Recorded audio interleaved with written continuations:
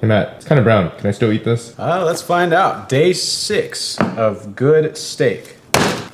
All right, dude, we've got a dry-aged New York strip, and you're saying if we can still eat it when it's got kind of brown bits? Well, you can. If it's brown, that is just oxidation on the meat. It's all good. The only thing you want to watch out for is if it smells funky. If it smells funky, kind of like funky cheese or something, then it's bad. And also if it's like kind of sticky to taste. You mean sticky to touch? Sticky to taste, sticky to touch.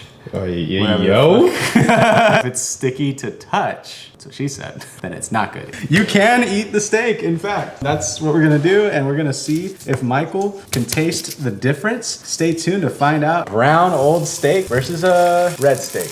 The fat side goes down on the pan first, and I render it on medium heat so I can cook it in its own fat. I sear it on both sides, and then I just let it rest.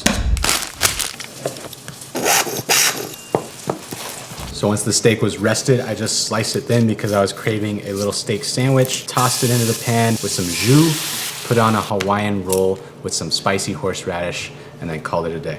All right, let's try this out, dude.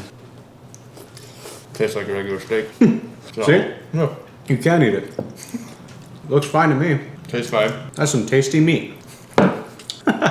Good steak. Day 6. 6? Yes. Day 6.